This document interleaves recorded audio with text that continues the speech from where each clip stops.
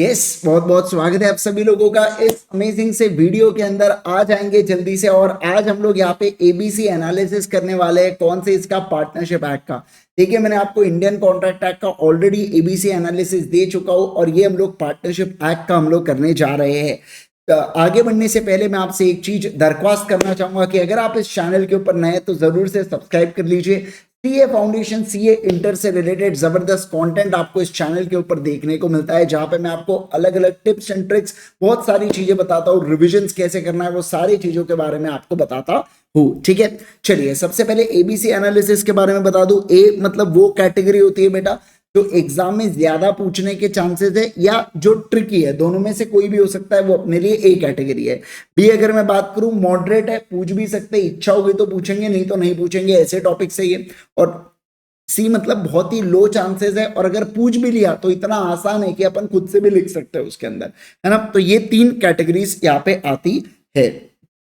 ठीक है सर, अगर डेफिनेशन ऑफ पार्टनरशिप के बारे में बात करूं ये बी कैटेगरी है बेटा। इसके अलावा elements of partnership, elements of partnership को आपको ए कैटेगरी के अंदर रखना पड़ेगा और जो ट्रू टेस्ट ऑफ पार्टनरशिप है इसको भी ए कैटेगरी में रखना चैप्टर नंबर 1 से। ठीक है ना, यस।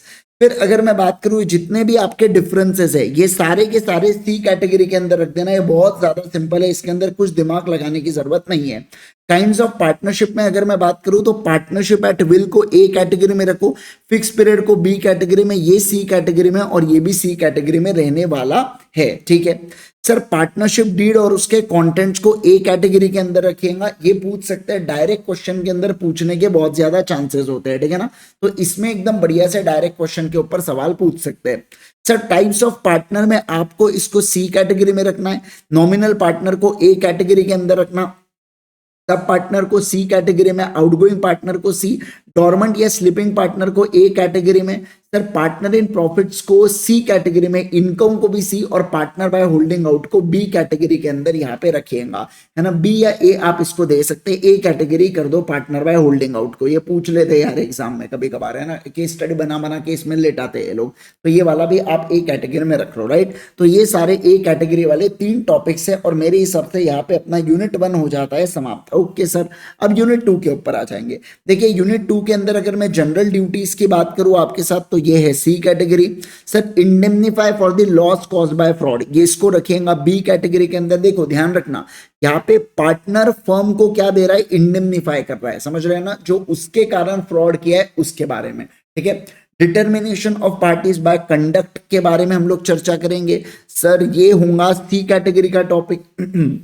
अच्छा, इसके अंदर जो agreement in restraint of trade है, वैसे अपन ने सेक्शन 27 में पढ़ा हुआ है, इसको ए कैटेगरी बस कर देना, है ना। ओके, वैसे agreement in restraint of trade को ए कैटेगरी रखा था तो ये बाय डिफॉल्ट ए कैटेगरी आ ही जाता है। अब ये जो पार्टनर्स कंडक्ट है ना इन द बिजनेस, तो इस चीज को भी अपन लोग क्या रखेंगे सर, इसको अपन लोग डाल देंगे, इसको अपन लोग डाल देंगे ए कैटेगरी के अंदर, इसको डाल दीजिए 4th वाले पॉइंट को। फिर है म्यूचुअल राइट्स एंड लाइबिलिटीज के बारे में, तो इसके बारे में भी अपन लोग बी कैटेगरी के अंदर डाल देंगे। ठीक है ना, ओके सर। फिर क्या बोला जा रहा है, देखो इसमें जो राइट टू रेम्यूनरेशन है ये ए कैटेगरी रखो, वैसे टॉपिक बी कैटेगरी का है बट वो ए टॉपिक का रखो। इसके अलावा इंटरेस्ट ऑन कैपिटल को बी कैटेगरी रखो, इंटरेस्ट ऑन एडवांसेस को ए कैटेगरी रखो। ठीक है ना, यस सर। फिर राइट टू बी इंडेमनीफाइड, हाँ इसको, यही तो ढूंढ रहा था मैं, इसको ए प्लस कैटेगरी रख दो। क्या कहा मैंने, बोलो, इसको ए प्लस कैटेगरी करो राइट टू इंडेमनीफाई को। सर पार्टनरशिप प्रॉपर्टी सी कैटेगरी होती है। फिर यहाँ पे आता है personal profit earn by the partners, ये होगा ए कैटेगरी का टॉपिक। फिर आता है rights and duties after change in the firm, ये होता है सी कैटेगरी का टॉपिक। फिर इसके अलावा relation of partners to third parties, sir यहाँ पे इसको agent of the firm B category, implied authority को ए प्लस कैटेगरी के अंदर डाल लेना। खासकर ये चीजें जो इंप्लाइड कैटेगरी के अंदर नहीं आती वो बहुत ज्यादा जरूरी है बेटा, है ना, यस। और फिर यहाँ पे मोड ऑफ, हाँ ये देखो, mode of doing act bind the firm, इसको बी कैटेगरी रखिएगा। फिर बोला जा रहा है एक्सटेंशन एंड रिस्ट्रिक्शन, इसको सी कैटेगरी रख दो। इमरजेंसी वाले केस को ऑलरेडी अपन ने ए कैटेगरी कर रखा है, ऑलरेडी कर रखा है। Effect of admission C category इसको रखिएगा। Notice to acting partner B category आपने इसको रखना है। Notice liability to third parties, ये भी सी कैटेगरी का टॉपिक पूरा यहाँ पे रहने वाला है। सर राइट्स ऑफ ट्रांसफरी इसको ए कैटेगरी के अंदर रखिएगा ट्रांसफरी से रिगार्डिंग। सर माइनर्स वाले इसको भी ए कैटेगरी के अंदर रखिएगा, सबसे ज्यादा पूछने के चांसेस यहाँ पे बनते हैं माइनर वगैरह के केस में। फिर देखो partner coming in and going out के बारे में चर्चा करेंगे। इंट्रोडक्शन ऑफ अ पार्टनर को रख दीजिए सी कैटेगरी में, रिटायरमेंट ऑफ पार्टनर को रख दो ए कैटेगरी के अंदर। ओके सर, फिर एक्सपल्शन ऑफ पार्टनर को भी रखो ए कैटेगरी के अंदर, और फिर इंसॉल्वेंसी ऑफ पार्टनर भी ए कैटेगरी के अंदर, है ना। लाइबिलिटी ऑफ एस्टेट ये भी ए कैटेगरी के अंदर। ये सारे के सारे टॉपिक्स इंपॉर्टेंट है। फिर rights of outgoing partner B category है, पढ़ के जाना, केस स्टडी बनता है इसके ऊपर से, ठीक है ना, तो बी प्लस कैटेगरी ऐसा कहूंगा मैं।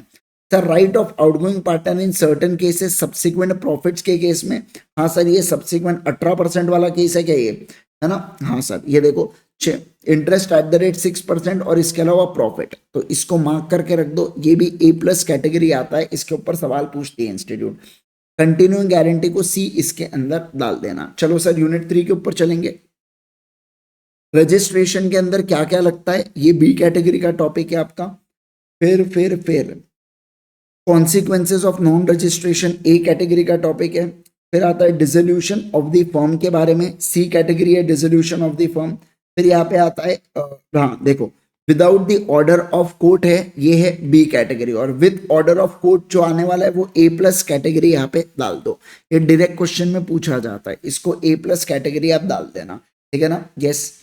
फिर कॉन्सिक्वेंसेज ऑफ डिसोल्यूशन ये आता है पूरा सी कैटेगरी के अंदर, पूरा के पूरा पॉइंट ही सी कैटेगरी के अंदर यहाँ पे आने वाला है, ठीक है ना। तो यहाँ पे अपना पार्टनरशिप एक्ट का पूरा एबीसी एनालिसिस हो जाता है आपका समाप्त, जहाँ पे मैंने ए प्लस कैटेगरी, बी और सी ये कैटेगरीज को आपको बता के रख दिया हूँ, राइट। होप्स तो ये वीडियो आपके लिए यूजफुल है। अगर आप इस चैनल पे नए तो जरूर से सब्सक्राइब कीजिए, वीडियो को लाइक कीजिए। और एक और बात, आप लोगों के लिए जो फ्री टेस्ट मैंने ऑर्गेनाइज किया हूँ वो ऑलरेडी मैंने टेलीग्राम के ऊपर अपलोड कर दिया हूँ, तो अगर आपने अभी तक हमारे टेलीग्राम को ज्वाइन नहीं किया है तो फटाफट ज्वाइन कर दीजिएगा।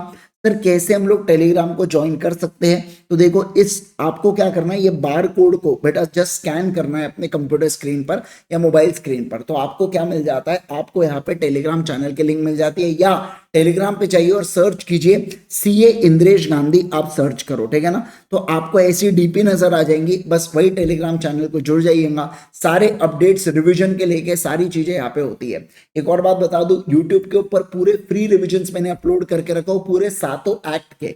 आपको क्या करना है, टाइप करना है बेटा स्पेशल 26 5.0 ऐसा बस टाइप कर दीजिएगा, है ना।